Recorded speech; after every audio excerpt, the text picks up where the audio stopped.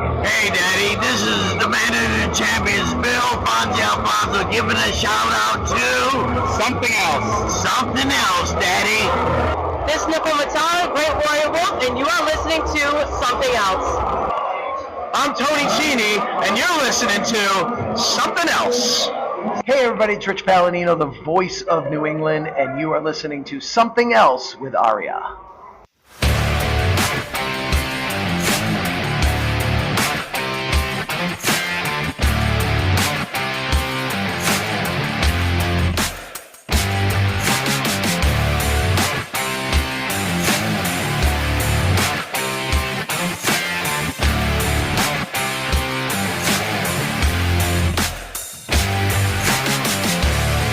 And welcome to episode 191 of Something Else. Feast your ear holes on this week's episode as Royal Class Championship Wrestling from 28th, yes, April 28th, 1984. My name is Arya, and joining me, as always, is the Greg Kozlov to my Jason Wacker. It's Trae. Trae, how the hell you doing today? Actually, I Why fucked do up again. you? I fucked up again. It's actually episode 189. 191 is next week. Oh my I God, was what drugs thinking. am I on tonight? I was thinking that it hadn't been that long since we talked about homicide on episode 187. Yes. Turns out it's only been a week since we did that. Yes, Yeah, this is one. yeah. Now, why do you get to be Jason Wacker? Would you rather be Jason Wacker and I'll be Greg Kozlov? I'm trying to. There's so much potential for our new favorite wrestler, Jason Wacker. He could have been the. Can we get him a tag team partner to So I Greg don't know to Kozlov whack does not with? count as a partner for him? I thought his name was Greg. I didn't know where you got great from. I thought it said Greg. Yeah, I said Greg Kozlov. Oh, I thought you kept saying the Great Kozlov, and I was wondering who the fuck you were talking about. If Vladimir Kozlov and the Great Khali had a baby, it would be the Great Kozlov.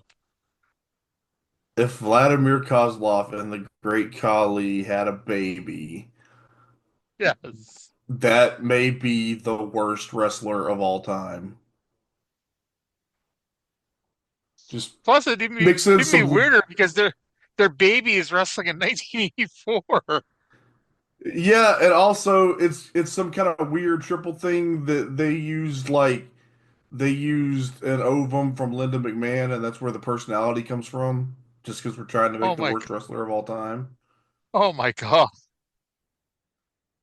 Do you remember when there was a script for a Vince McMahon movie that came out like a decade ago, and in the script, Linda McMahon was talking to somebody about why they pick Hulk Hogan over Bob Backlund, and the explanation was Hulk Hogan is the kind of person you let to do butt stuff.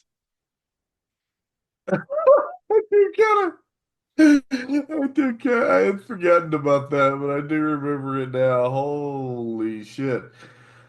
It popped up on Oh, my Facebook memories a couple days ago. who the fuck wrote Uh, that? Like, you'd have to, you'd have to have the brain power of somebody educated in an educated system that was headed by, I don't know, Linda McMahon. they might come from a highly educated university. I want to point out the description of this week's show is already just magnificent. Oh, what is it? Well, just uh, uh, if Vladimir Kozlov and the Great Khali had a baby, the Vince McMahon movie script, Hulk Hogan doing butt stuff. We are less than 5 minutes into the show. Yes, and I fuck about Hulk Hogan butt stuff. Hulk Hogan. Do you Oh, think that our friend Steve Wan is going to let us use that as the episode title over on the website formerly known as angrymarks.com. Hulk Hogan doing butt stuff. I don't Yeah. know if he would. That may be pushing it. He's Uh, we're being stifled by standards and practices. we might need like it might be one of those times where we have like an alternate name. You know, that episode might be the Great Kozlov, and the Do you real name would be remember? Hulk Hogan doing butt stuff.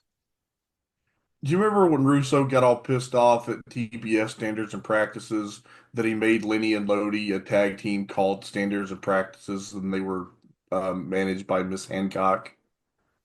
We do not have Stacy Keibler on hand to manage our tag team. And hey, if Imagine I want to that, call though. if I want to call Rhonda Singh fat, I can call Rhonda Singh fat. And bro, if we do that, bro, this will be the most listened to podcast of all time, bro. I fully suspect us to be doing triple numbers next week because of what we just You, stated about the late Monster Riffer there. yes. Do you think when she needed to go to the bathroom, she cut a monster ripper? I would imagine she ripped many of monsters. By the way, shout out to Carl Anderson, who's been sober for more than 500 days. Yeah, good So, brother. Congratulations. yes. So I know we don't Gallows, I understand, has doubled his drinking to make up for it. accommodate. Yes, much like how Brent gave up his soup intake for extra fries.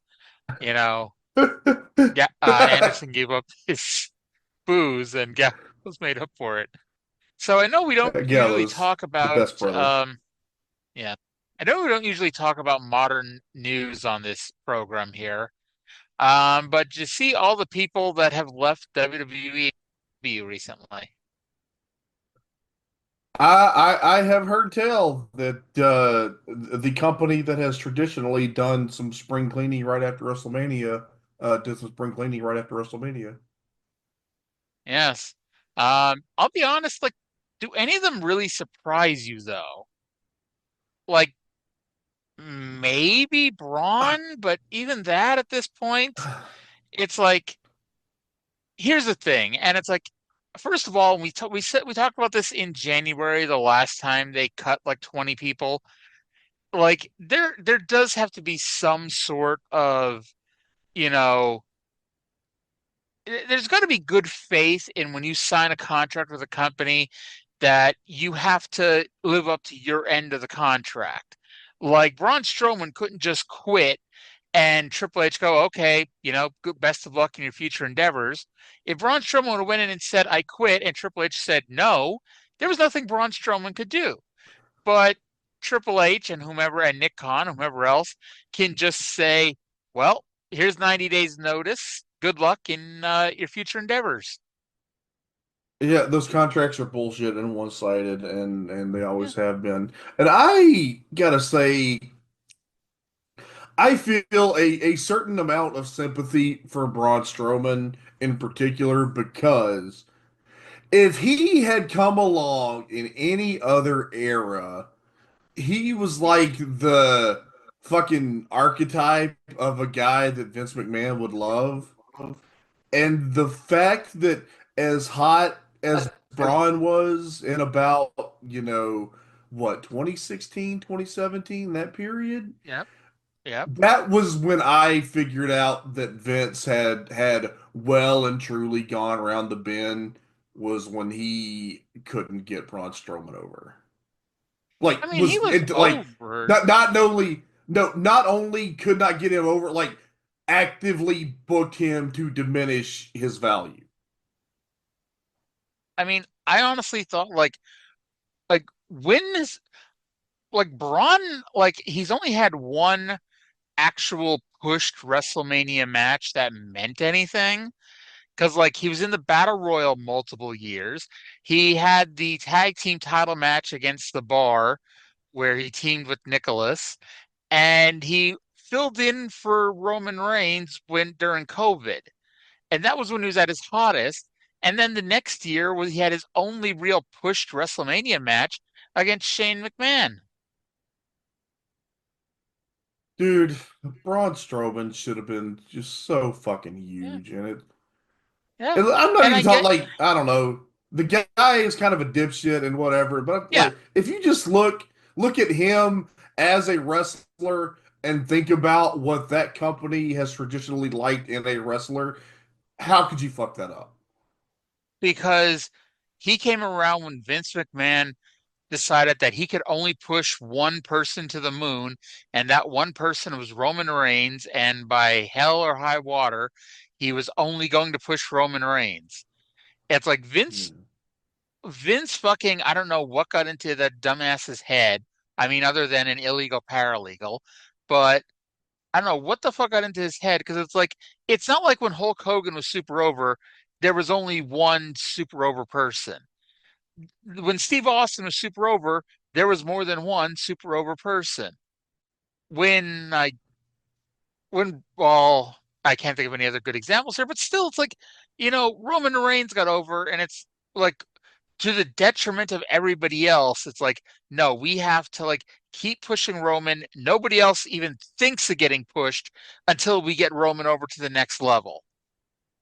And like, he was one of them. Braun Strowman's one of them that kind of suffered because of that. And I mean, if Braun Strowman was around in 1995, Kevin Nash would not have had a seven-figure deal from WCW. You know, No, no. Braun Strowman at his best was better than Kevin Nash at his best. I think, other than like if you take out the Brett match. yeah. No shame in Kevin Nash. Hey, you know, maybe his only talent was being big, but he was really good at being big. But Braun Strowman was tall, he was thick, he had a weird charisma, and it's like he worked, you know? And Yeah. sorry, not sorry, Kevin. I'm sure you just turned off the show because I mean, I can't imagine why you weren't listening up until now. Yeah, Shayna Baszler's gone. Okay, that's the one, and I get it with them. She's not their vision of what a female wrestling star is, but to me, Shayna Baszler is like Minoru Suzuki with two X chromosomes. She has a Yeah. very specific style of work that appeals to me in particular. And if I had a territory, okay, she is the one. If right now, if I wake up and I'm in Tony Khan's body, that I out of that crew, I have a spot for Shayna Baszler. Even if she just comes in for like 6 months to a year, I could definitely get a really good program or two out of her because I just think she is really great at what she does. And I think just because like she works so hard and is pretty good and is has a great look, I would give Dakota Kai a look. I think. I was gonna say Dakota Kai next. Actually, Yeah. um, whichever one is Casey Catanzaro, either Kaden Carter or Katana Chance, like I would give her a shot. I'd put Yeah. her in ROH. Oh yeah. Um, Oh yeah. She would be great in like God, throw her in that fucking pure tournament. Like she okay, yeah. this is gonna sound weird, but Well, you'll know what I mean if you've seen her work. She bends in all kinds of unique ways. She's like a gymnast, right? she was in like American Ninja Warrior. Like, didn't she like the Yeah. one Royal Rumble? She was on her ass on the Yeah. ground and scooted to the Yeah. ring post and climbed up the ring post. Yeah. Yeah.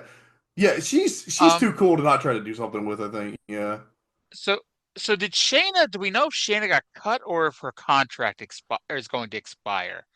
Because those are two very different I things.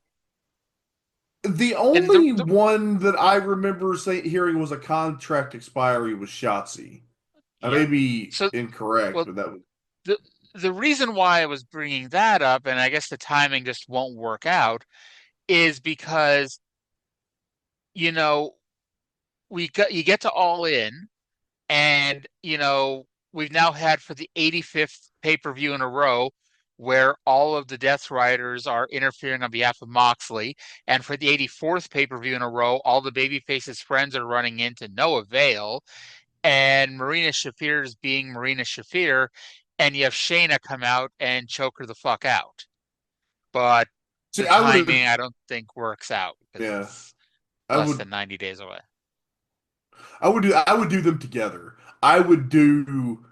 I would set up something with like where Willow or so like say Willow and Statlander are gonna finally get their hands on fucking Marina Shafir and they've got her alone and then fucking Shayna Baszler appears and chokes them out and sets up one of those badass violent AEW women's tag matches.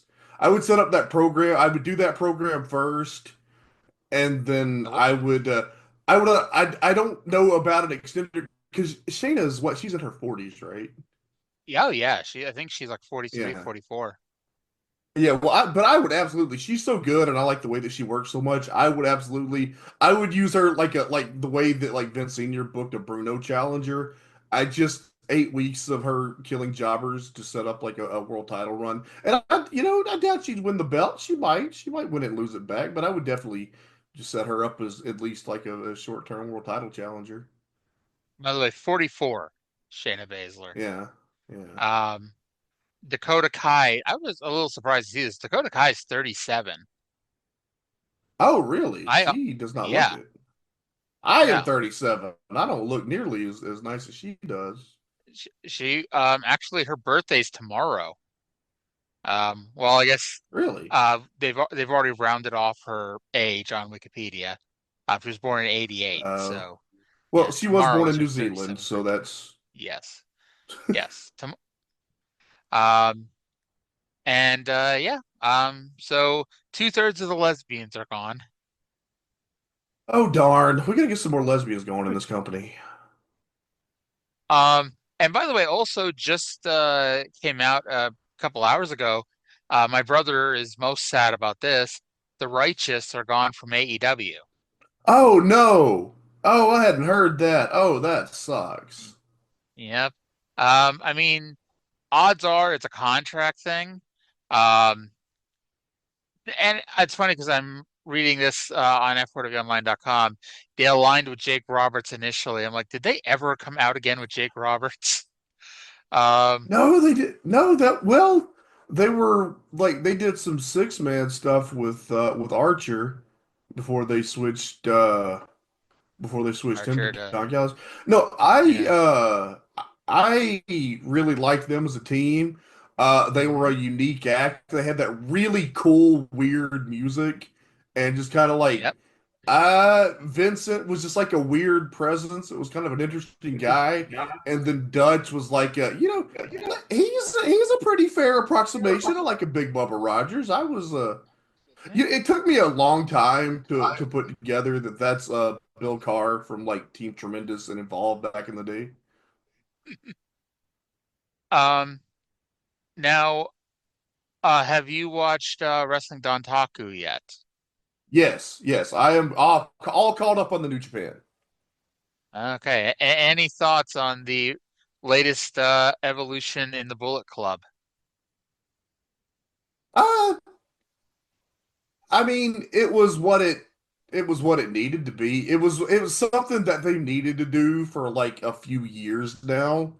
That they Hmm. needed to do the House of Torture succeeding from which what they did was kind of a little different and more interesting, I guess, where Evil decided that he was going to kick the War Dogs out of Bullet Club, and at that point David Finley was like, "Hey, motherfucker." But it was, I have been a very outspoken House of Torture hater, but actually, I have really enjoyed this little feud that got us. I don't think it's completely over because they kind of. No, it's definitely not over because they Yeah. afterwards shot the angle that they're gonna. Evil and David Finley are gonna do a dog collar match, which I bet will be very very interesting. In AEW, that's such a winner of a gimmick match, and I really hope that like I don't know. I think David Finley's really great, and I think Evil he's got the ability when he's not just doing all the bullshit. So if they I, could have like a I really violent match, and it could be awesome. always forgot that House of Torture was technically part of Bullet Club. You know. Yeah, yeah. Uh, Well, they're not anymore.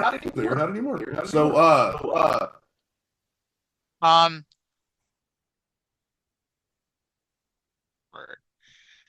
But and I know neither of us watch Raw really, but did you see they're doing a feud with Gunther and Pat McAfee? I did. Yeah, Gunther got So suspended because he tried to look. If you can't murder an announcer, I thought this was America. Miracle, damn it. Um, so they've lifted the suspension, and Gunther's wrestling Pat McAfee at Backlash, whenever that is. Um, now my thought is, and this is all due respect to Pat McAfee. He's wrestled a few times, and he's never looked embarrassing. Like he's always done pretty well, and like especially Yeah, like when he no. had that little run in NXT a few years ago, like he was really good at it.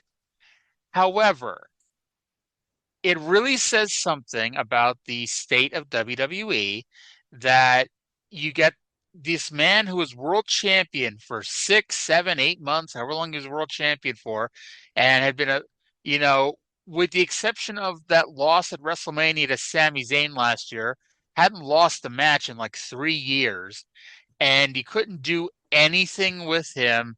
You don't have anybody else in the company that he could feud with, even for 1 month, because I doubt this McAfee feud's going longer than a month.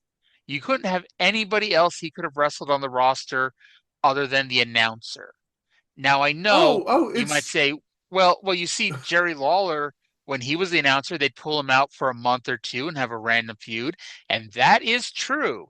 However, when The Rock lost to Steve Austin at WrestleMania, his next feud was not with Jerry Lawler, you know. also When Chris, with all due Mhm. respect to Pat McAfee, who I understand is has been a high level professional athlete. Jerry Lawler is fucking one of the greatest wrestlers of all time.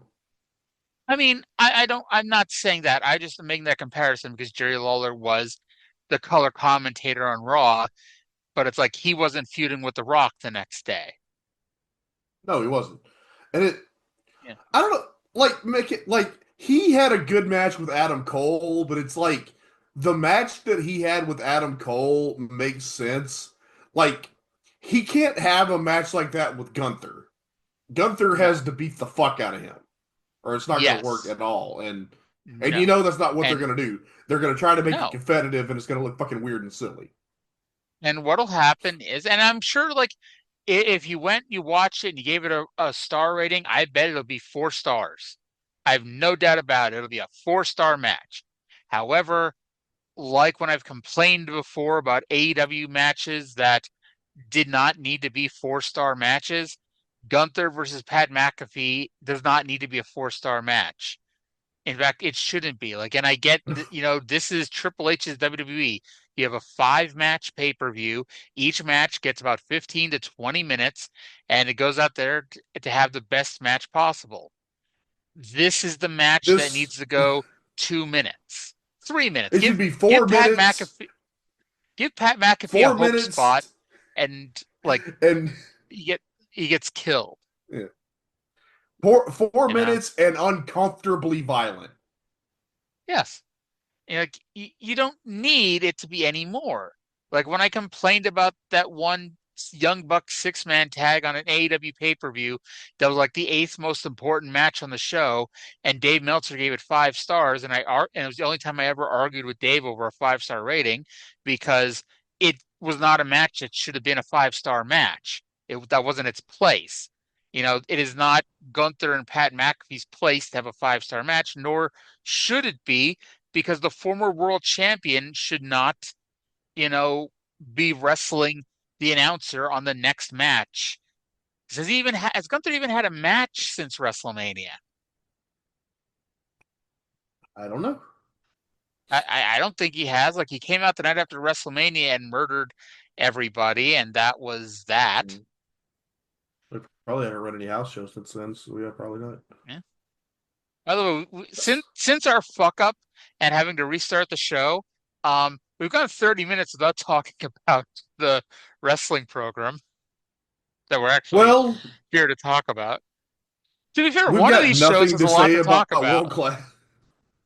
It's I'll, okay. I'll be We I'll be honest, like, because I mean, okay, I got one timestamp from World Class that really doesn't need to be played, and that's Kevin Von Erich calling out Granny Kent and forcing a hug on her. You know, what if Granny Kent did not want to be hugged? nobody doesn't Uh, want to be hugged by the Von Erichs. so anyway, hey, let's just talk about World Class quickly. This will take 3 minutes. Um, so Okay.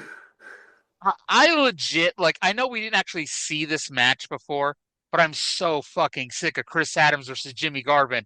I fast forwarded through it because they finally showed they finally showed the title change where Garvin won the fucking title, and there was some sort of shenanigans happening at the finish with Precious and Sunshine running in, and Yeah, fucking Garvin won. David Manning Von Erich was so upset about this, but then didn't reverse the decision, didn't do a goddamn thing, you know, and so the title change stayed. that is the substance of what happened here. Yes. Yeah. Jerry Gray, or as it's spelled in England, Jerry Gray, versus John Mantell, which was not a 10-minute time limit draw. I was so convinced it was a 10-minute time limit draw that when Mantell won, he won somehow. I have the TNA rule with Johnny Mantell where no matter what happens, I do not rewind a Johnny Mantell match. Um, Well, he because I am a professional, I will inform the people that Mr. John Mantell obtained victory through a pinfall via a Kawazu drop, which you may know as a Russian leg sweep. Do you see Johnny Mantell is on Facebook? You Him know, and it I doesn't have like surprise me. him and I have like four mutual friends, and I've thought for a second about adding him. That I'm like, if he listens to this show, oh, by the way, Oh, during the Jerry Gray versus Johnny Mantell match, we find out some very exciting news about Fritz Von Erich, which is that oh he's yeah. going to team with Mike and Kevin to take on the Freebirds at the Texas Stadium show in what Michael Hayes is challenged to as a Bad Street USA type of match, according to Bill Mercer. A Bad Street USA type of match. Is that from the people that brought you a series of matches for a championship opportunity? Yes, actually. No, Um, I have a complaint about this. At the end of the segment, when they before they went to commercial, Bill Mercer promised yes, us that we would yes. see and I'm quoting here, a special feature on the Oriental Man, referring to the Great Kabuki. But I did not see a special feature on the Great Kabuki or any other Oriental Man. Nope. Technically, did he say it was going to be the Great Kabuki? I just heard him say the Oriental Man. No, no, he said the Oriental Man, and the graphic on the screen said Great Kabuki. Okay. Yeah, tells you how much I was paying attention there. We got Kamala with Friday and General Skandor Akbar versus Iceman Parsons. Um, I'm going to make a comment that's going to make no sense until about 30 minutes from now. But after Friday brought out Max attacked Parsons with his head until Rock and Roll Buck Zoom Hoff ran in for the save. Suddenly, I am siding with the Mr. Wrestlings on hating rock and roll.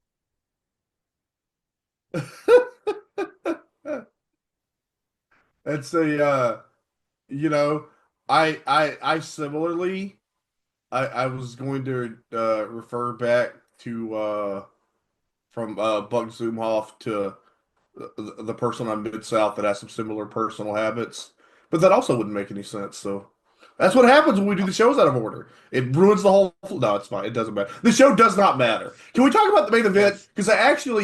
Because you told me that you were fucking off on another fucking plan it during the main event. I actually watched this main event, and I have some observations.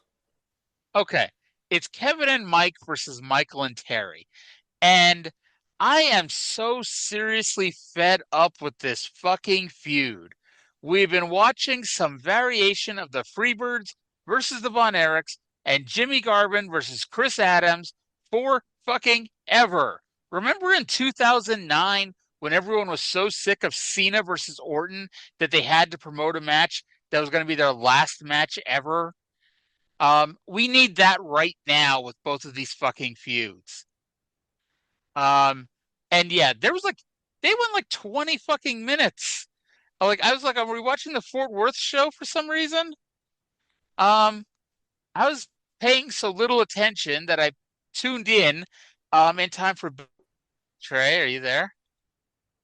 Hey, you there? I don't know why my fucking internet decided to reset in the middle of the fucking rant I was going on. Um, Yeah, I have not so been able to hear you at all. I'm getting like snatches of like 3.5 words every couple of sentences. can you hear me right now? Okay. Well, after we get done ranting about world class, I'm gonna press stop and then we're gonna go. I'm gonna go fucking.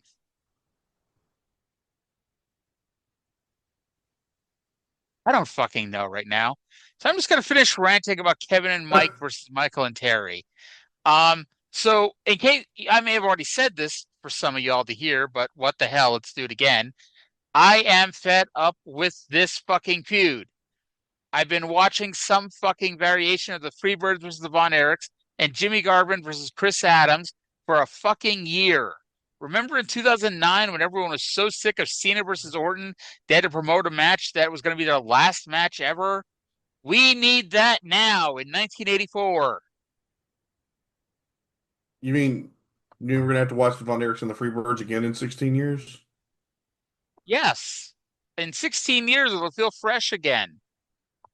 Um, Okay. Anyway, anyway, this I pay, fucking I paid attention in time to hear Bill Mercer say that Mike Von Erich was jerking Michael Hayes, and I beg I pardon? and yes, that's what he said. Um, Now I was watching this thinking, okay, we're building to the Texas Stadium show. This is the perfect time. The Freebirds are going to win because they're really given a beating here. They're going to win here, and then that's how it's going to lead to the big match at Texas Stadium. And then I remembered they're at the big pit or the super pit or whatever. And so it's like Kevin Von Erich, the returning babyface, he's not going to fucking lose here. And sure enough, he pins Terry Gordy with a flying body press. However, because this feud must continue, Hayes attacks Mike after, Buddy runs in, we get a heel beatdown. Gordy gives Mike a stomach buster onto the knees of Michael and Buddy, and that is pretty much the end of the show. Okay. So everybody has talked about the problems when Mike came along. I watching this match, it occurred to me something that I don't think I hear anybody bring up about that conversation. And I don't know if this is a hot take or not, but Mike isn't over. But everyone is being really polite about it. Like the fans, the wrestlers, the announcer, everyone knows that Mike isn't over, and we all know that Mike isn't over, but we've all agreed that it would be untactful to say it, so we're all pretending that Mike isn't not over. Honestly, that's pretty, on point here. Like Mike, it's like no one was ever given a reason to get behind Mike. Mike has never really had to fight from underneath, and part of the issue is too that there's only so many people in world class. So when he came in and wrestled Skandor Akbar and then wrestled Buddy Roberts, who carried him to a good match, it's like, well, what are we going to have him do next? Because Mike Von Erich is not going to be doing 10-minute draws with Jerry Gray in the opener. However, that's really what he should have been doing. Like the fans were never given a chance to grow with him and watch him grow into a bigger star. it was immediately shoved down his throat, and it's like, we love the Von Erichs. Well, Mike is certainly there. Yeah, so if you watch this match, the match would get hot, and then Mike would get control, and everything slowed to a crawl. And then Kevin would tag in, and the crowd would wake up. And then they got the heat on Kevin, and I do not understand that choice at all, because Mike made the hot tag, and the crowd barely cared. And yeah, that's part of the issue because like it was backwards because like the whole point is it's Kevin Von Erich returning to home to his university where he played football and he went to school at, and the people all love him because of that. It's like you get the heat on Mike. It's like Yeah, Mike, yeah, this is Mike, common sense. I don't. yeah. And Mike then, here is like, young. what Mike is they younger, finally. smaller, skinnier. It's like Yeah. beat his ass. And then they finally did react a little when Mike did a head scissors on Gordy. And then Kevin punched Hayes, and the crowd popped way more for that than they did for the head scissors. Yep, indeed. Yeah, that was Oh this match. Lord. That was the world class show. The Freebirds attacked, and Buddy Roger Barbers joined in, and then they picked up Mike. Gordy picked up Mike and dropped him ribs first across Buddy's knee. So Well, now we Mike. get injured Mike Von Erich fighting from underneath. Well, it was two. It was both Buddy and Michael that they Yeah. Okay. dropped them Yeah. on. Yeah. Yes. Okay. Well, okay. So how was the last couple minutes here since we came back on? Oh, fine. Yeah, fine. Better. Okay. Do you want to try to keep going and see how long we last? Yeah. Yeah. We'll go along with Okay. this here Mid South Wrestling. All right. So let's go to the good show of the week. Let's go to Mid-South. Let's go to the intro with Jim Ross by himself. Now, this is a little bit on the long side, and I'm only going to play it all in a row because we have a lot of audio to play this week. So we're just going to play the whole, it's about 5 minutes straight here. It's going to include a couple interview segments, and we're going to go from there. Everybody, and welcome to Mid-South Wrestling. My name's Jim Ross, and I'll be your host for another great hour of Mid-South Wrestling action. Matchmaker Grizzly Smith has got a super lineup of matches for us to get excited about during the next hour, and Cowboy Bill Watts will be joining me momentarily. You know, the Superdome Extravaganza is always the greatest wrestling event in America, and this year, because of the World's Fair being held in New Orleans, we're going to have a special Superdome edition.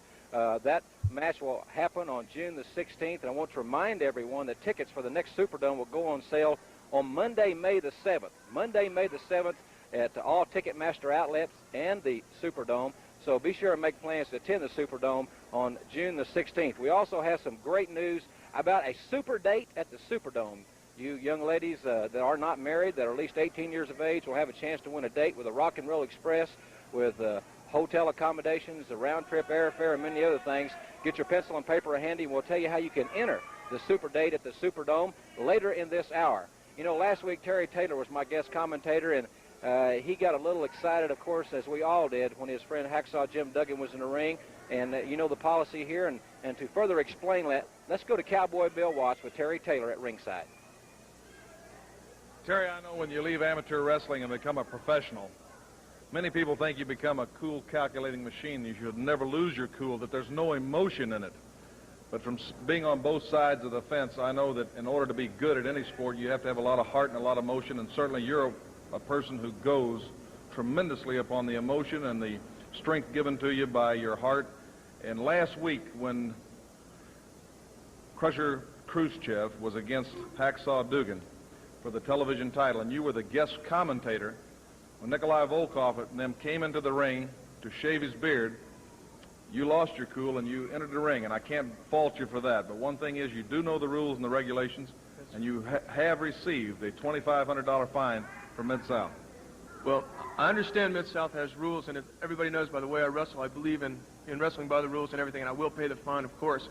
But anytime, I've been in the ring a lot of times against one of those Russians, and I just couldn't stand to see him do this again to Jim Duggan. They ran him out one time, and it hurt him bad. And I guess maybe I did lose my head, and $2,500 is a lot of money. but I would do it again because those guys can't come through here like they are. They hurt him once, and try to hurt everybody else. I did lose my head, but I think if it came down to it again, I would do it again. I don't regret it. Well, certainly you've been a victim, too, and I know everybody wants to know, with the situation with Butch Reed and the tremendous heart you had going against Krusher Kruschev, even with your neck injured, just what is the progress on your neck? Well, the doctor said my vertebrae are jammed. There's a little, the space between them is, it's just, everything's been smashed together, and the nerves that come out between them have been pinched. And he said if it's compressed again, that I could like lose the use of my arm, or depending on where in my neck it's hurt. So he said I have to wear this to keep it. And yet in wrestling, if you don't wrestle, there's no pay, so I know you're anxious to get back in the ring, and you will be soon. Is that right? Yes, sir. Earlier today, Jim Ross had a press conference with the biggest mouth we've ever had here on Mid-South Wrestling, Jim Cornette, when he made a startling announcement. Let's listen to that now. Ladies and gentlemen, I've just been informed that some very special matches are going to occur here today on Mid-South Wrestling, and I understand, Mr. Cornette, you had a meeting with Grizzly Smith, and I know you want to explain that to the ladies and gentlemen. And I would like to modestly say that this is going to be, without doubt, the greatest day in the history of Mid-South Wrestling. You know, I am a generous individual. I am a generous individual, and I was thinking just a few moments ago, I sit back week after week, time after time, and watch the same old people get all the title matches, get all the prestige and all the glory in Mid-South Wrestling. And I decided that it's time for some of the new breed, the young bloods, to get a chance at the title. So what I've done, I have signed 3 open contracts with Grizzly Smith, and we will have 3, not 1, not 2, but 3 Mid-South Tag Team Championship matches on TV today. Of course, there are a few exceptions. There always are. There are loopholes. Stagger Lee and Bill Watts, we've already sent Bill Watts back into retirement. We don't need to defend against them. Terry Taylor's hurt. He's a couple of inches shorter now than he used to be. Hacksaw Jim Duggan and Magnum TA, they already have to wrestle once today, so we wouldn't want to tax their heart any. Steve Dr. Death Williams, what a pity. He isn't here today. The Rock and Roll Express, they have rocks in their heads anyway. We won't defend against them, but anybody else, it doesn't matter who, anybody else will defend against here on TV today. Like I said, 3 open contracts. It's going to be great. Mr. Cornette made that statement. Now, let's go back to the desk and more Mid-South Wrestling. Well, Jim, with his open contract, he certainly was emphatic with his exceptions. He's narrowed it down to a field that has not got a lot of great ability. But let's see what Jim Cornette says as we go to the ring. Okay, so we got a lot to unpack there. Okay, first of all, Trae, I can't believe I'm going to have to ask you this question, but we saw what happened for months before with the logo. Did you notice the new backdrop? I knew you were going to ask me. I knew you were going to ask me. Okay, good. Like, if he doesn't fucking notice this, I guess the better question would be, how long did it take for you to notice? Like, did you notice it right away? Was it like the 8th time we went to the desk, you're like, oh shit, there's a new backdrop? Okay, so I knew that was the backdrop that they were going to soon, and I wasn't exactly sure when they made the transition. I think I watched, like, they showed JR the first time, and then they went and showed the VTRs, and they came back to JR and Watts at the table, and that was when I was like, oh, they have the new backdrop. And then I went back and watched the beginning of last week's episode to make sure that I didn't miss it last week. I'm actually glad that we did not miss it, because I would have missed it too. So they announced that the next Superdome show is June 16th because they want to take advantage of the World's Fair, which I would say that's a pretty damn good idea. You know, it's going to be a lot of people in the area, and we'll get into both this and the Superdate at the Superdome later on in this week's episode. We'll especially that last one. We'll really get into that later. From there, we had Terry Taylor and Bill Watts, who talked about what happened last week. And Terry Taylor, very tail between his legs. You know, he did receive a $2,500 fine last week. And Jesus Christ, this is the shitty month for Terry Taylor's money. You know, Tim Horner would not have stood for, you know, losing this much money in this period of time. Well, if he hadn't had all that, he had all that shit with Butch Reed. that caused him to lose in the tournament for the Mid South Television Championship for a medal and $10,000. So now he don't even have that $10,000 to pay the fines like Junkyard Dog was going to do. Yep. And Krusher Kruschev, we haven't hit on commentary. He could run in 4 times and still come out even.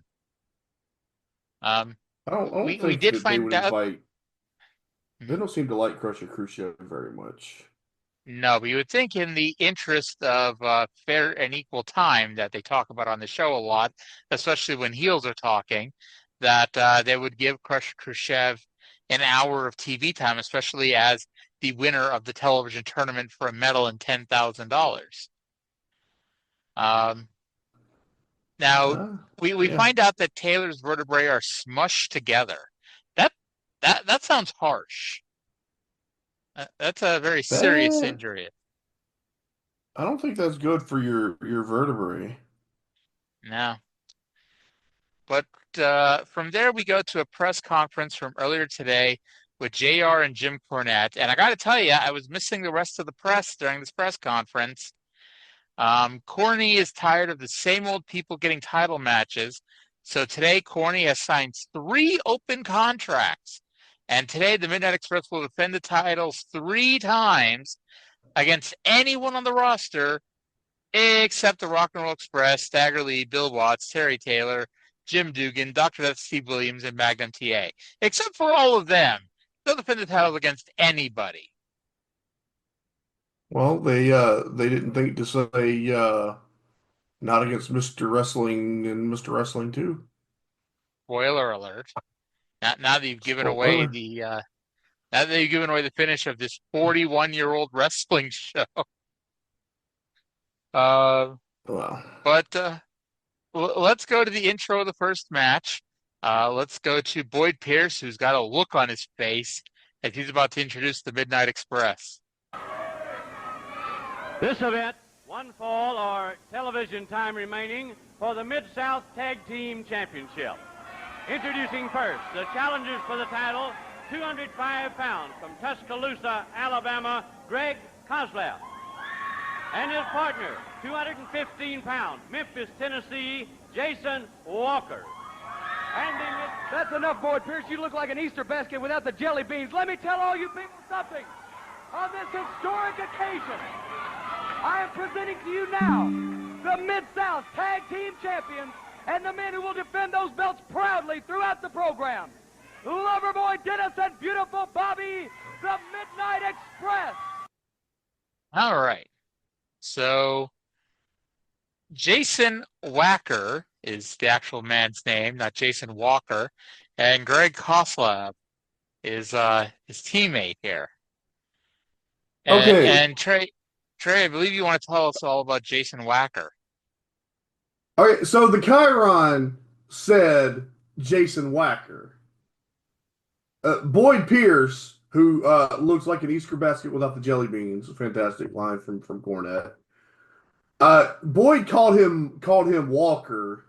Now I have in my hand here my copy of the Midnight Express and Jim Cornette 25th Anniversary Scrapbook by Jim Cornette and Tim Ash.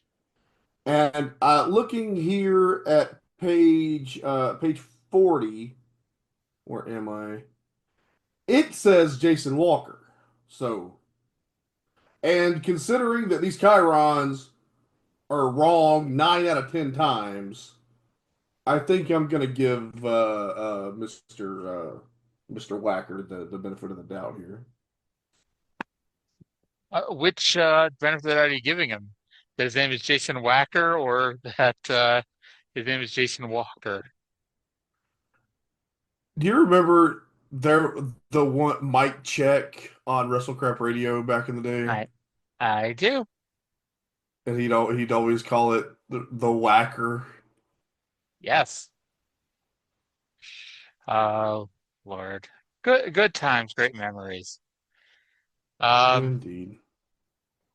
And by the way, I almost felt bad because it seemed like you had a lot to say about this match. I did not. I said the Midnight Express won with the assisted middle rope power slam on Kozlov. I actually said everything that I wrote don't know about this match. Okay. Okay. Um, all right, so then, and I honestly thought when they said throughout the show that we were literally going to get like 3 Midnight Express matches sprinkled throughout the 44 minutes of the show, but instead this is back to back to back. Now, two things to note. Well, three things to note. First of all, I like Boyd Pierce's optimism that this match between the Midnight Express and Greg Kozlov and Jason Wacker has television time remaining when it was 6 minutes into our 44-minute minus commercials show.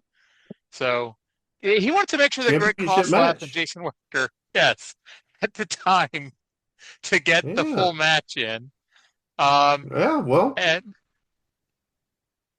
I was disappointed that Jim Cornette did not do an intro for each match.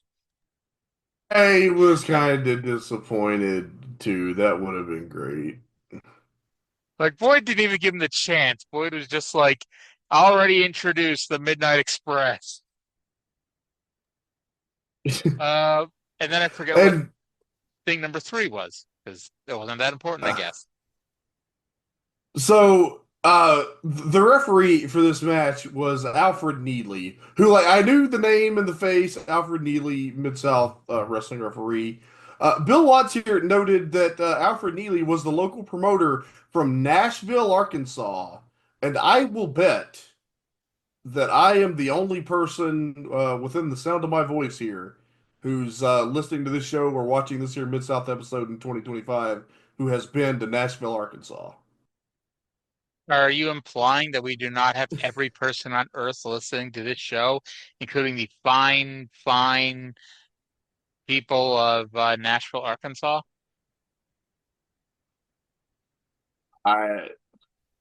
You know what? I'm sure there's some fine people there. Well, yeah, I'm sure. 4,043 of them, actually. Actually, a little smaller than my hometown, actually.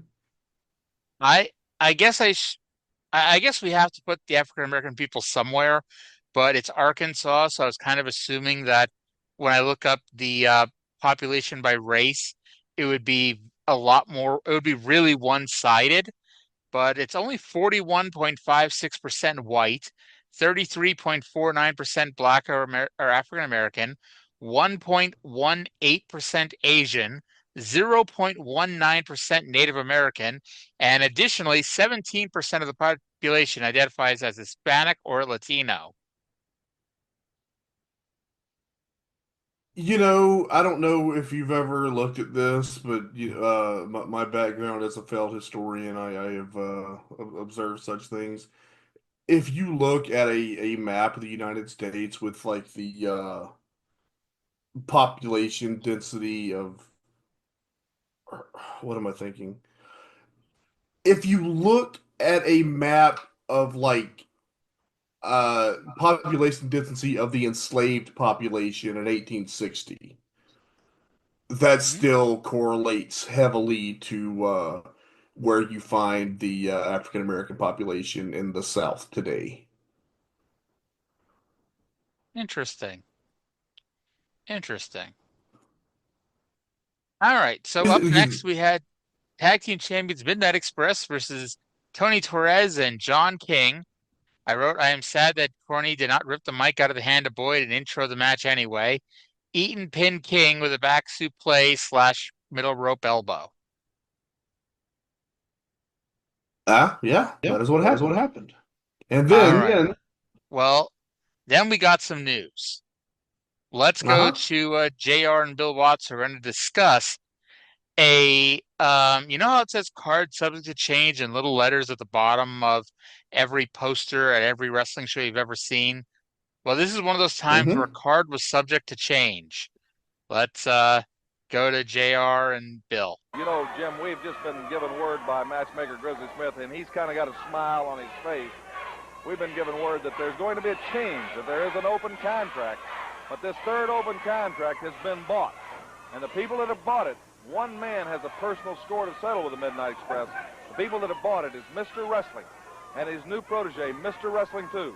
And the Midnight Express and Jim Cornette don't know that, but that is the next bout. We'll be back after these words from Mid-South. Okay. So, I mean, I think everybody knew that some sort of shenanigans were going to happen because this is an angle that happens, frequently. Well, not frequently, but it's happened frequently enough in pro wrestling that, somebody says they're going to take on three people. It's going to be three jobbers or people just above jobber. And then something happens to the third person. And oh no, it's really a huge star. And I was trying to figure out how they were going to get out of this because I'm like, okay, they listed every baby face on the roster. And I didn't know about the angle from later on in the episode, but I knew it wasn't time to turn Butch Reed babyface. They just turned Mr. Wrestling heel. And I couldn't think, and like they're not going to turn the Russians babyface. And I couldn't think of like who could it be because you knew it had to be a name. And I'm like, does somebody debut? Is this when Ernie Ladd returns? Because I know Ernie Ladd's coming back relatively soon. So I'm like, okay, maybe it's the big cat. But so, when they said Mr. Wrestling, I was like, wow, I was not expecting that, especially because I knew they weren't turning him babyface. I have been thinking a lot lately. I've been kind of infatuated with this idea of how to book heels with heat to get over as baby faces. And now I just want to take it as a challenge to figure out how to turn these Russians babyface. I'm sure there's a way. Like this is the 80s, so I don't know, like what nationality could you really bring in? I mean, at this point, I guess Iran, but I mean, Iron Sheik is already here and gone. But I guess you don't even have to do Iran. You could just have some real asshole heels that it's like, you know what? We hate you because you're American and we hate you because you're Russian, but we hate these motherfuckers because they're just fucking assholes. And so for one night and one night only, we will set aside our differences and take out these fucking assholes. Kind of like how Rage in the Cage ended up with the Stud Stable teaming with the Rock and Roll Express. Or not the Rock and Roll Express, they teamed with was it the Rock and Rolls or was it the or it was the Rock and Rolls? Yeah, I believe the Rock and Roll teamed with the Stud Stable in one Rage in a Cage and the Armstrongs in a different one. Yeah. The Armstrong family tradition. That tradition kind of petered out. Anyway, so I was not expecting Mr. Wrestling and Mr. Wrestling 2, and then because I'm either way too smart or way too stupid, I did not see the swerve coming.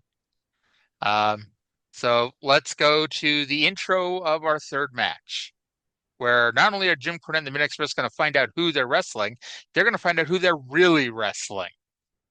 This is your second standby bout and third match for the Mid-South Tag Team Championship. One fall or television time remaining. We have already introduced the Mid-South Tag Team Champions. I have news. Matchmaker Grizzly Smith told me during the last commercial break that we have new challengers coming in for this next match. They have purchased the open contract and will be the challengers for the title. It's Mr. Wrestling and Mr. Wrestling number 2. Hey, there's some kind of mistake going on here, boy, Pierce, and somebody's behind it. That is not the way the thing's supposed to be. I don't care the way the thing's supposed to be. I gave a list. They weren't on the list. I didn't think they were. All right, well, let me tell you something. We've already beat Wrestling 2 and some of his proteges. We can do it again. They were not on your list of exceptions. Here they are, the challengers, Mr. Wrestling. Well, they're on the attack, and Cornette was upset. Mr. Wrestling and Mr. Wrestling to his proteges. These guys, that's not Mr. Wrestling and Mr. Wrestling. That's the Rock and Roll Express. This match is underway. The Rock and Roll Express are out there. Okay. So, by the way, I remember what the third thing I meant to talk about earlier, but I couldn't remember, so we just kept going. I loved that every match after that first match was a standby match. So we're going to be talking about a lot of big matches. Well, it's not a lot of big matches. We're talking about like there's a big match later on this show, but the only official match on the show was the Midnight Express versus Greg Kozlov and Jason Hacker. Well, when you've got Whacker on the card, what else do you need? You never say no to the Whacker. Okay, No. so I will say this, and maybe again we'll see like next week, some shenanigans happens because this is certainly begging for shenanigans, I think. You Once it became obvious that this was not the Misters Wrestling, and it was in fact the Rock and Roll Trust, like it's not like they kept the masks on until the end of the match, even though everyone knew it was Ricky Morton and Robert Gibson. Even though Robert Gibson did his best to keep that mask on unintentionally. We'll talk about that. He struggled. Oh, Hoot was struggling. The biggest fight of Robert Gibson's life was to get off that mask. But the thing is, once it was known that this is in fact the Rock and Roll Express beyond any shadow of a doubt. It's not even like, well, we know Stagger Lee's the Junkyard Dog, but he's never been unmasked, so we don't know it's a Junkyard Dog. They took other masks off. We know it's the Rock and Roll Express, and no matter how much bullshit you want to say about what happened here, the Rock and Roll Express were expressly forbidden for challenging during this match for the tag team titles. And so this is a case of contract fraud, I would say. And I think Mama Cornette definitely is going to have something to say about this next week. And I don't know this for a fact, but I would think so. Yeah. So, okay, first I'm going to explain the finish because it was complicated and I took the care to rewatch it and figure it out because it did look so complicated. Mm-hmm. So Robert and Bobby were legal, the Roberts, if you will, Robert Eaton and Bobby Gibson. Ricky tagged in, but the referee was distracted by Dennis Condrey. So while the referee was holding Ricky back from getting in the ring, the Midnight threw Robert over the top rope, which, as we have often documented on this here show, should be a disqualification in Mid-South Wrestling. But the referee did not see it. So then Ricky countered a double team and cradled Dennis, botched it, managed to hold him down, but they weren't legal, so he just held him there until Robert hit Bobby Eaton with a superplex and pinned him. Yes, we allegedly have new Mid-South Tag Team Champions, and I guess next week we'll see if it stands, but like between the blatant contract fraud and the toss over the top rope, either of those by themselves should return the belts to the Midnight Express. Letting this travesty of a title change stand would be the worst thing that Grizzly Smith has ever done. Yes. And I mean, you also question whether or not this is the title change you want your baby faces to have, that the baby faces had to deceive in order to get a title match and to win. Like that part of it's fine. But there's the good kind of deceiving. It's I just tricked Jim Cornette into signing something that screws him. And then there's the other kind of deceiving where they had to pretend to be two entirely different people. And you know what was funny? Like, I really should have thought about this when they were walking out. But like Robert Gibson did not seem that much smaller than Hercules Hernandez. So I'm like, it didn't even occur to me that this was anybody but Misters Wrestling until they took the robes off, of course. Do you think that their dishonorable behavior here is going to affect the entries for the Superdate at the Superdome?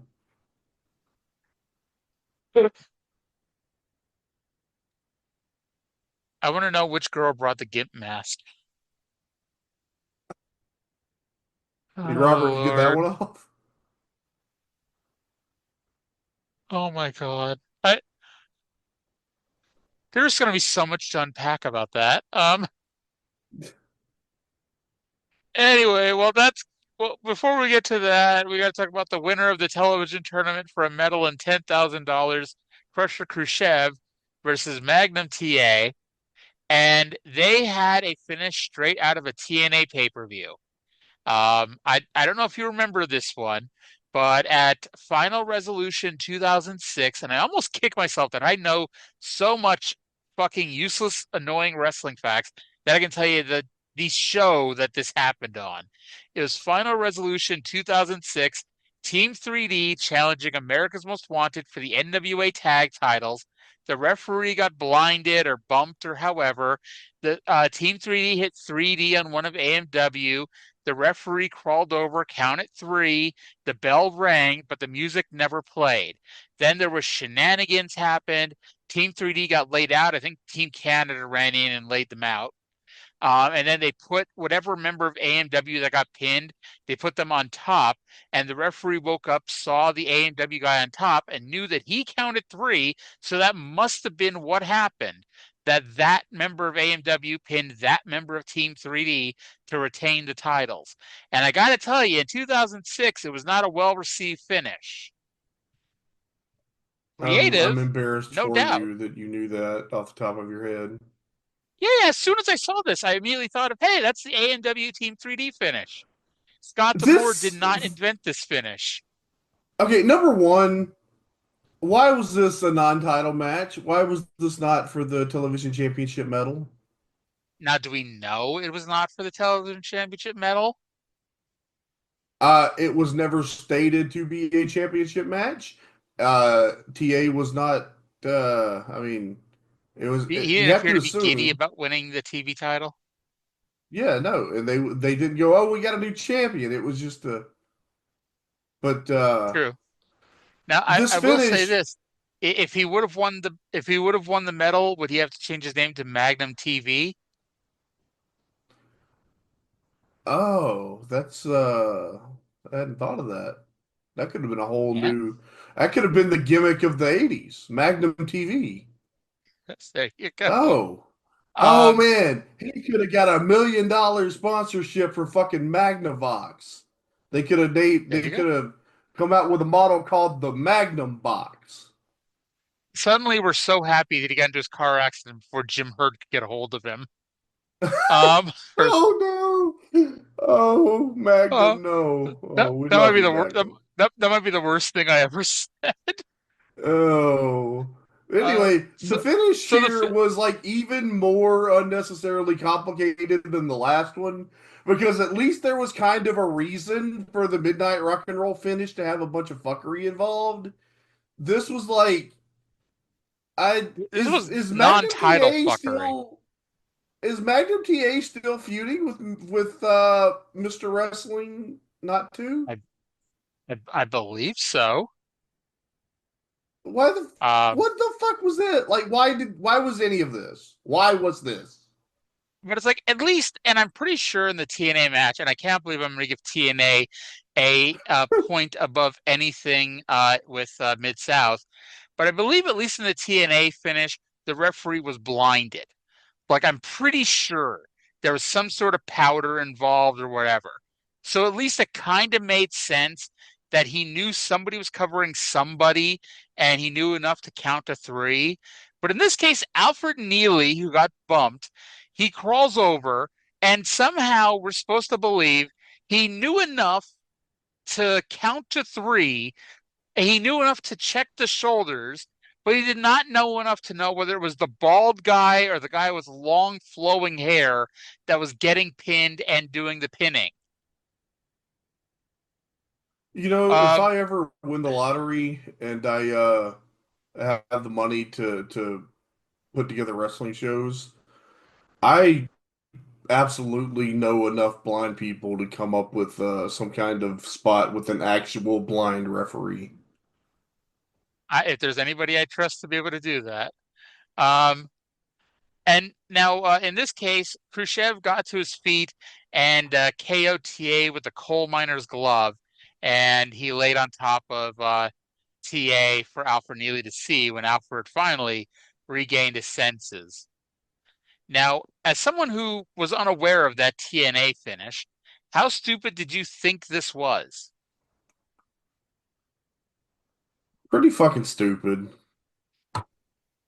Believe me, it was stupid even if you know the TNA finish. In fact, it was, like I said, it was Yeah, I can't stupider. imagine. Can't imagine that made it better. Yeah. Stagger Lee versus Budrow. For some reason, they decided this was the match to inform us that Junkyard Dog is going to be with us next week, talking about all the places he's been wrestling. Much like how we always got the plug for Pam Lawson during Tim Horner matches, we're always getting the plug for Junkyard Dog during the Stagger Lee matches. Oh, I don't get it. that's not a great mystery. Everybody knows that the Junkyard Dog doesn't like Stagger Lee. He used to bully him. I still remember the motherfuckers that used to bully me in school. He took his Junkyard he took Dog. somebody took the other person's milk money, and they live close enough to each other that Jim Ross can be blindfolded and walked in the direction Stagger Lee. Well, familiarity breeds contempt. Very true. So Stagger won with a thump because, they're just copying each other now. They live in the same area. Stole dog's They use move. the same. Disgusting. Yeah. Butch Reed ran down with a can of paint, and I'm like, haven't we seen this before? Landale grabbed Stagger Lee's leg, which let Reed do the top rope shoulder block, and then Reed painted Junkyard Dog yellow. I am surprised they didn't go for the mask. Which I get it's Mr. Wrestling's gig, but you would think, the whole reason to have Stagger Lee is people are going for the mask. But then Jim Dugan and Mr. Wrestling 3 and 4 made the save here. And by Mr. Wrestling 3 and 4, I'm not referring to Vince Russo and Nikita Koloff. Why is Butch Reed after Stagger Lee? You would think that they would combine their resources against their common enemy because they both hate Junkyard Dog. Why would oh God, this is going to lead to Buddy and Butch against Dog and Stagger Lee somehow, right? This is going to be the fucking like Hangman Page and Swerve Strickland of its time. Swerve enemies, sworn enemies teaming together. Yeah. That's going to sell out Superdome, I bet. Now, I assume, and this is where we're speaking of the Superdome, I assume it's the reason why they ran this angle because, it seems out of nowhere that suddenly we're going back to Butch Reed versus a large 300-pound black man who may or may not be the Junkyard Dog. It's like Butch Reed's done. I can't say he's done nothing. He's been feuding with Terry Taylor. What? It's like, well, he's feuding with Terry Taylor, but that's not a main event, and we don't have anything for the Junkyard Dog this quickly. So we're gonna go with Butch Reed again, which just, like I said, seems really out of nowhere. We're going back to that feud, and hey, countdown is on. JYD is gone in 3 months. So, was it that soon? Yeah, he is gone in August. And it's like, I know he's feuding with Butch Reed when he leaves because Watts makes a comment that I guess Butch Reed got to him. And so, yeah, this might be it for JYD. This might be his last feud. I mean, again, Mid-South's always great with having people feud with 2 or 3 different people at the same time. But, we'll see, I guess, how the next few months go for us. Now, was it just me, or was it the quality of the foot? This paint looked more white than yellow. True.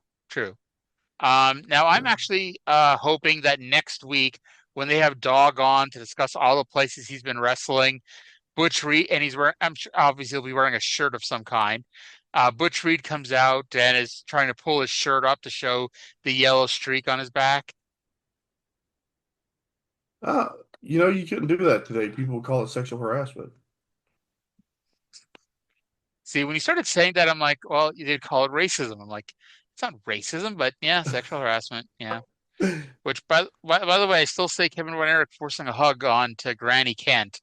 That may not be sexual harassment. That's forcing yourself onto another person. I know that you're not supposed to say this ever, but I'm gonna say it anyway about that case in particular. Granny Kent wanted it. It definitely appeared that way that Granny Kent did want it. This show is going to get us canceled if anybody listens to it. Um, let's go. Where the hell are we? Oh yeah, so somber Bill Watts sent us to a recap of the Russian shaving Jim Dugan last week. And this isn't quite geopolitical Bill Watts, but it's about as close as we've been getting the last few weeks. So let's go to geopolitical Bill Watts, who's going to stand up for Jim Dugan's beard. When Hacksaw Dugan left for SMU to play football from his little town in New York State, he was a clean-shaven, crew-cutted young man. After being All-American playing football at 4 years at SMU, he went home with the long hair and the beard, and he said his sister cried. But he said one thing he believed in America was freedom of lifestyle and choice of how to take care of yourself. And he's proud of the way he lives, proud of his hair, and he feels that he's the only one that has the right to change it. So he's upset. Let's go to the ring right now, Boyd. He's so mad he calls him Boyd Reese. Oh Lord. So would you call that geopolitical Bill Watts, or how would you term that? Adjacent. Geopolitical Bill Watts adjacent. Like, he's not saying the quiet part out loud this week, I guess. So then we got Jim Dugan versus Jerry Gray, or as he's called in England, Jerry Gray. Yes, because he got to wrestle twice this week, I got to make the same bad joke twice. And since I didn't get to read my note in the World Class Review because we're doing the show backwards, I'll say it now. Jerry Gray did not last nearly as long with Jim Dugan as he did with poor John E. Mantell here. Dugan won after saying the Pledge of Allegiance. So you're telling me that Hacksaw Duggan's power level is likely higher. If these wrestlers were Pokemon cards, Jim Dugan would have a higher hit points than John Mantell.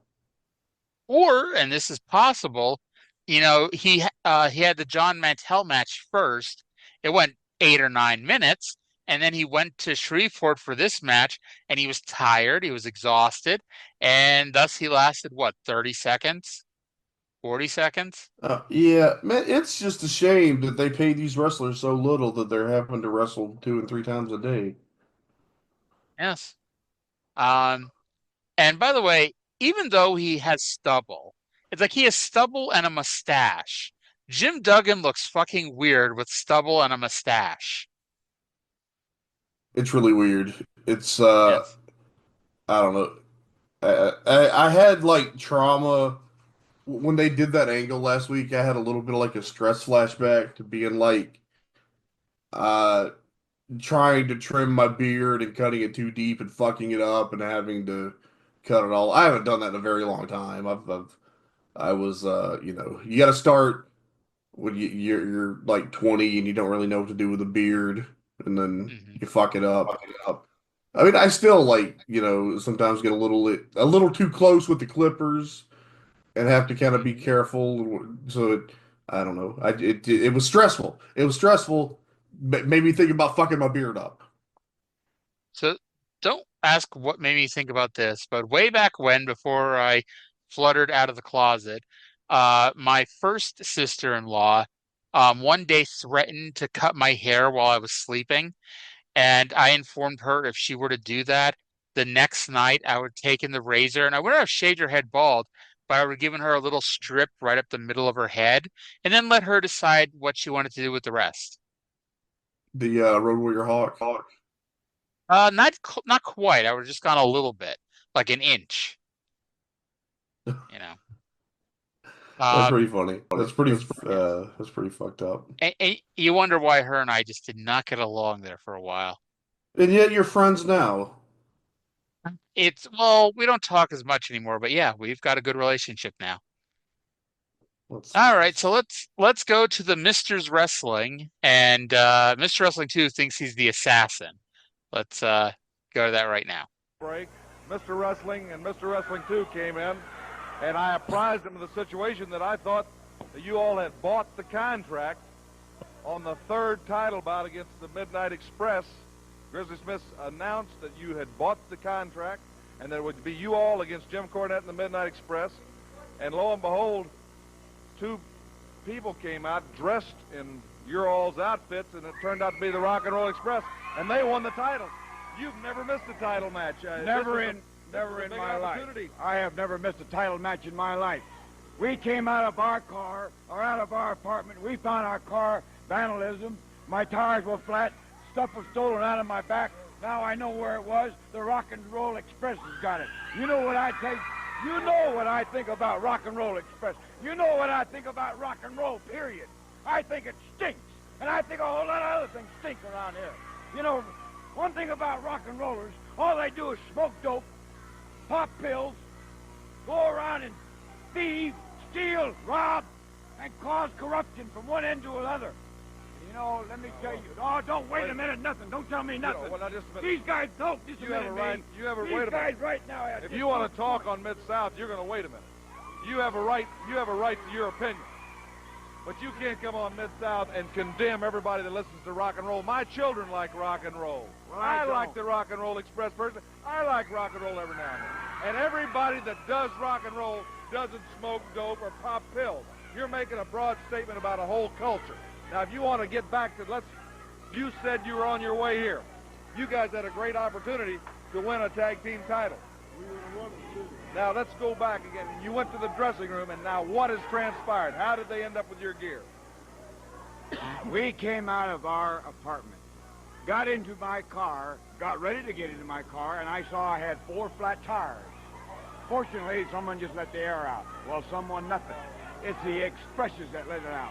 Because when I opened up my trunk to fix my tire, I found my robe, my mask, his mask. What do you think he's wearing this for? I have no idea. Well, that's why he's wearing it, because they got my gear. We've heard your got side. We've heard your side, and we still have, in every court of law and right here, they have a right to equal time to explain their side of it. They are the new tag team champions. Bill Watts, what would someone want with our gear? Those guys couldn't even afford a robe like mine to start with, and needless to say, if we were here, we would have been the champions. I didn't sign no championship match. I didn't know anything about it. We have the last standby match in the ring. We'll go to... Let's get it on. Bring them out here. The Express, the Rock and Roll Express. Bring them out. They won the titles. We'll take it from them right here. Wait a minute. That match wasn't signed. Go to Boyd Pierce now. That match is not signed. This match is signed. I don't care. You bring them out here. Okay. So I don't want to accuse Bill Watts of anything, but do you think if the Russians were out here, he'd be complaining about people making broad statements about entire cultures? Or what are you accusing Bill Watts of here exactly? Bill Watts seems to not be a fan of all the Russian people. Yeah, this was first of all, I was excited when they said that we were going to get Randy Barber against Mike Jackson, because that's like the most expiration of time Southern TV territory match I can imagine. Mike Jackson and Randy Barber. And I was so disappointed. And I got so excited for a second because it looked for just a second like they were going to say fuck it and just lock up while two was just in the ring yelling. And that would have been the funniest fucking thing. Yes. By the way, and keep in mind, I quickly figured out what I was trying to actually say, but I'm reading my notes and said, I'm just going to read you how I read them during the promo. I accused the Rock and Roll Express of smoking dope and popping pills. I want the title match with the Rock and Roll Express. I would like to point out for the record, I am not accusing the Rock and Roll Express of smoking dope and popping pills. Mr. Wrestling 1 is accusing the Rock and Roll Express of smoking dope and popping pills. And like, no, I'm sorry, Bill Watts. I'm closer to your age now than I probably was to the Rock and Roll Expresses in 1984. However, nothing says this is uncool like the 50-year-old man talking about how cool the young hip rock and roll music is. Yeah, well, I don't know. He was uncool enough about it that I don't think it hurt it that much. But it gets better later on in the show when they're recapping it, and he's talking about it and he gives the camera a big thumbs up. Yeah. About rock. Oh, that was so weird. The thumbs up was so weird. Okay, I got to play this one last little sound clip here during the intro of the Alabama Junior Heavyweight Champion Mike Jackson versus Randy Barber. Mike Jackson, I want the Rock and Roll Express. Ah, shit, I missed it. Fuck. Wow, I am Good fucking up job. left and right today.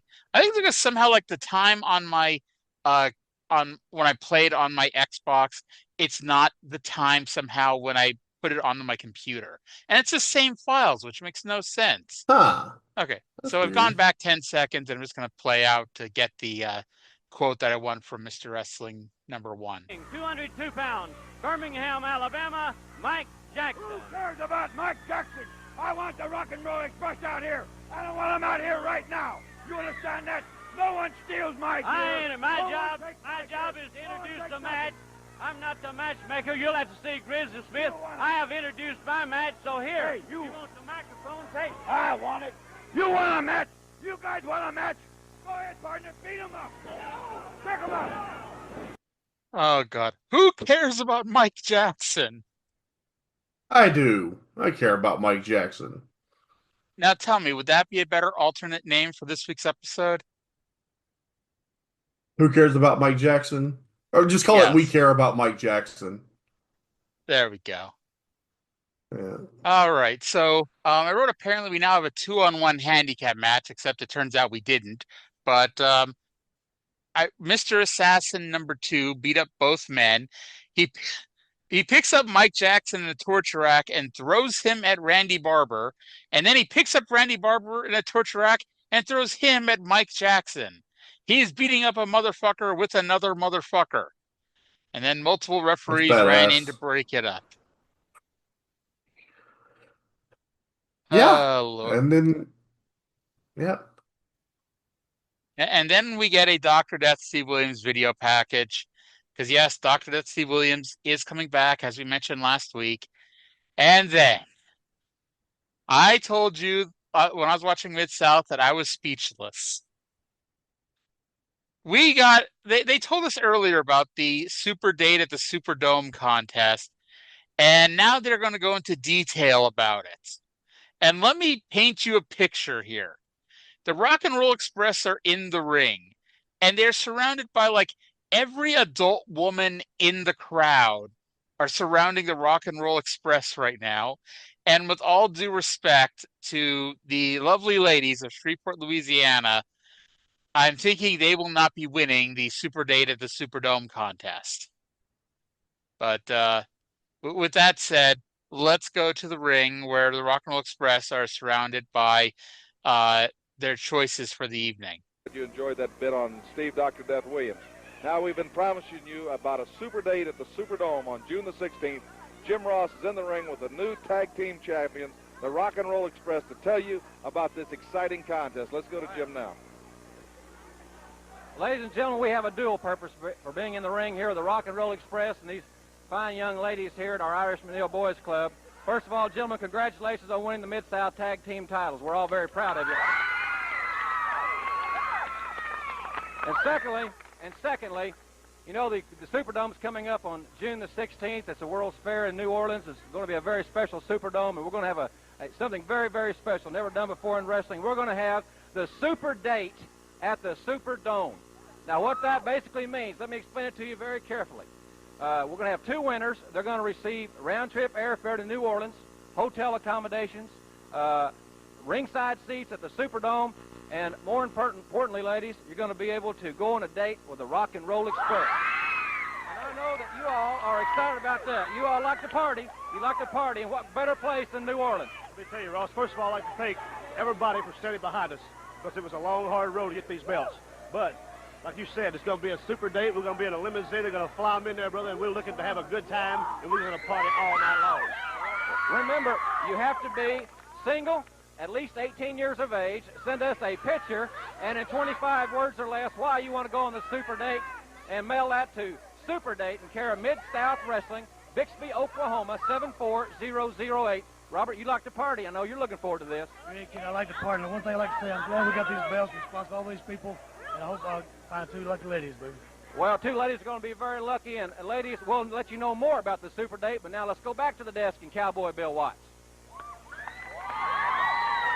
I might add that all these pictures that will be sent in, that there'll be an independent agency that will select the final 2 winners that will be able to participate in this Super Date and go to New Orleans on Saturday, June the 16th. We'll announce the deadline of this contest next week. However, the better picture you send, naturally, the better opinion the judges can get. And certainly your letter, 25 words or less, of why you'd like to be a date of the Rock and Roll Express in New Orleans at the World's Fair at the Superdome, have a great deal to do with it.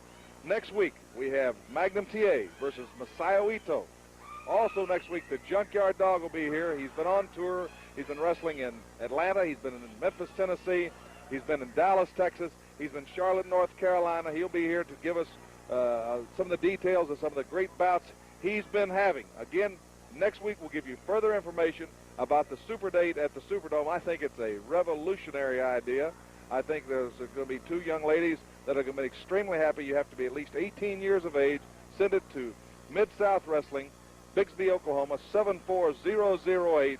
We will keep all the entries and all the material come in will become the property of Mid-South Sports, but an independent agency will pick the final 2 winners. They'll be flown to New Orleans. They'll be picked up by a limousine. They'll be placed in a fine hotel. It will be a chaperoned evening. They'll have dinner, and then after the Superdome, they'll get to go dancing with the Rock and Roll Express. And I think, what better? Because, like they say, rock and roll is here to stay. Thank you for having us in your home. Okay, I had to play that all the way to the end, and I'm freeze framing on Bill Watts giving it a thumbs up when talking about rock and roll being here to stay. Can that be the thumbnail this week? Bill Watts giving it a thumbs up. It will be. Trust me.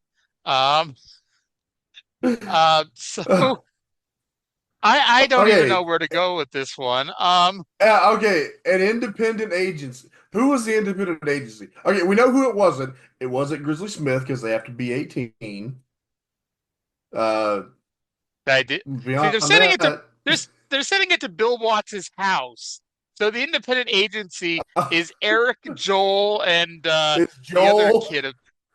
Yes.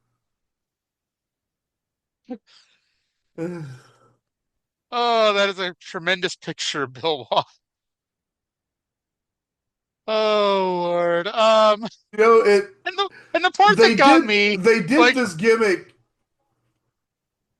Go ahead. They did this gimmick again in the Carolinas because I remember Cornette telling the story.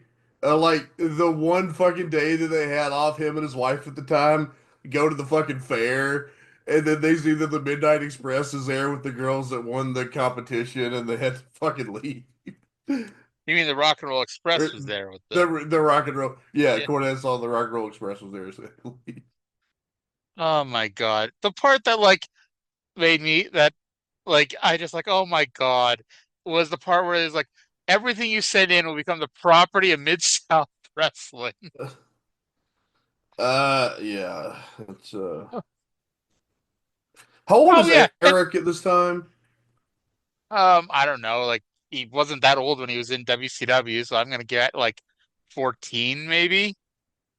Okay, so Joel is old enough to buy Playboy, so Eric is probably the one you never mind. Yeah, by the way, I had to put in Eric Watts' WCW age because Eric Watts' age, there's too many people named Eric Watts out there. And actually Eric is 16. Oh. Yes. By the way, speaking of Eric Watts, listen to the TNA shows on Wednesdays. He's all over them. Joy. You need to be single as well. Keep in mind, to win these Superdate at the Superdome, you're not getting to they're not telling you you're going to get to boink the Rock and Roll Express, except, that's pretty much the wink, wink. You kind of know that's what's going to happen kind of a thing. But yeah, that's just the bonus, though. Yeah, it's You have to be single in order to win the Super Date at the Superdome. And let's be honest, like I the winners get round trip airfare to New Orleans. I guarantee you, the independent agency picks two winners from New Orleans. okay, knowing the TV in the Mid-South area, I like where the fuck are they gonna fly from? Like Little Rock, Oak City, I guess. I'm gonna say they're in Oklahoma. They're in parts of Texas, aren't they? Like, aren't they in like Northern California too? Are they? Are they? I thought they were I don't expanded think into California.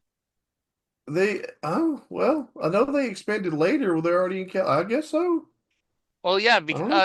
I just remember like because every so often on the show they'll say, and we're proud to announce our new television partners, hey, blah blah blah, from wherever. And I could swear one Mm. time they said they were in California, and I think it's because you're still following the territories, and Northern California, especially at the time, didn't have a territory, I don't think. So, it was up for grabs. Um, Well, and by the way, maybe speaking this of is speaking of K, blah how blah blah long? blah, whatever. Go ahead. Well, how long have the Rock and Roll been in the territory now? A month or two? About 3 months if you count all the video packages. Yeah, they've already banged their way through all the rest of the territory. That's why they have to like they're trying to bring in some of that California talent for them. It's like the heavenly bodies flying in the women from Florida. Um, whatever happened to the sports director for to who made wrestling what it is? Oh my God, what the hell is his name? He used Oh, to what come on happened to here. Buddy Nickel? We haven't seen him Yes, forever. Buddy Nichols, the sports director. Oh Lord. Um, yeah. So all the entries become the property of Mid-South Wrestling. So uh, there are grandmothers out there right now, perhaps even great grandmothers, because I mean, it's been 40 years. Like they sent in pictures of themselves trying to be picked up by the Rock and Roll Express on TV. Can you Huh. imagine? And I'd like to think they're not going to do this, but hey, they're already doing a contest, so who knows? Can you imagine if like they start showing pictures of the girls on TV? Like, oh, here's some of the girls who sent Oh. in their pictures. Don't do that. I hope they don't, but you know, Grizzly Smith is strenuously arguing against showing the pictures of these adult women on the show here. Um, maybe Missy Yeah, Hyatt just will. just Maybe don't. Missy Hyatt will send in her picture. Let get in like how oh my God. There was a TNA contest, and I know it wasn't the one night with ODB because that was Cody Deaner. I could swear there was a contest in reverse where women were sending in pictures and videos to date a male wrestler, and it was one of the knockouts that sent it in because like they were never on TV. But now it's like I could Oh, just be making that up. Um, that sounds like something TNA would have done. yeah. Anyway, I guess that does it for Mid South, and who knows how long the show actually went this week because you know technical issues. So anyway, we want to talk about programming. So Trey, we may have to we'll discuss this off the air, of course, but next week World Class is a best of show. And then the next 2 weeks after that are the Texas Stadium show. And I mean, we do have 3 weeks of Mid South. So I guess we can debate what to do, see if maybe this is the time to catch up.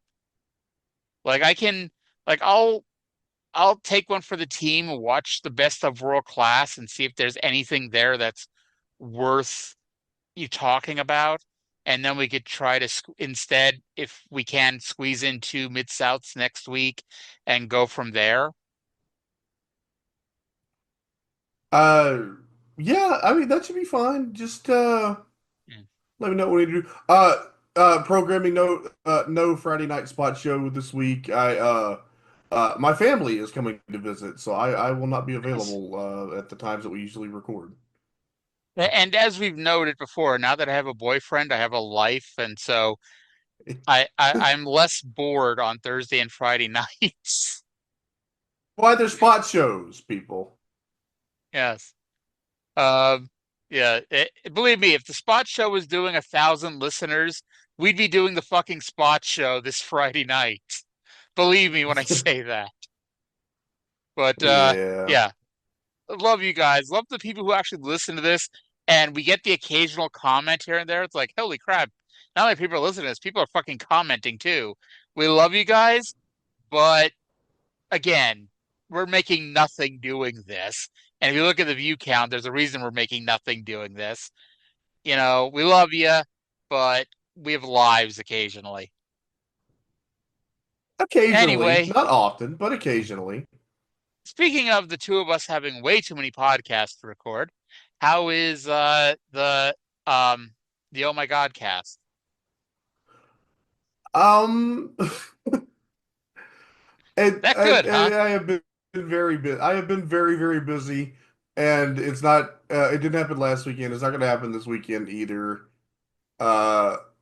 Soon it will be back. I promise. I promise. The current hiatus will not be as long as the last one. In theory. Wasn't the In last theory. one like 2 years? Longer than that. Wow. I've really got you whipped to do these weekly shows for the past year. I guess almost. We've taken an occasional week or two off, but yeah. You know, it's been a very good thing for me. It's kept me from it's kept me tethered to reality. There you go. And what says reality like trying to win a date with the Rock and Roll Express in 1984? I don't think you had to try very hard to win a date with the Rock and Roll Express in 1984. You just had to Nope. be female and in the vicinity. And I bet, you know, especially if this was like 2025, I bet they would have gone with like a femboy, you know? Like if you're pretty enough, they Yeah. probably would have gone with you. Anyway, that's going to do it for this week's show. Listen to the Oh My God cast. I've got a bunch of editing to do because, man, oh man, this show has had some problems this week. But thank you all Oh for yeah. listening. Hope you all enjoyed it. We'll talk to you again in 7 days. Bye.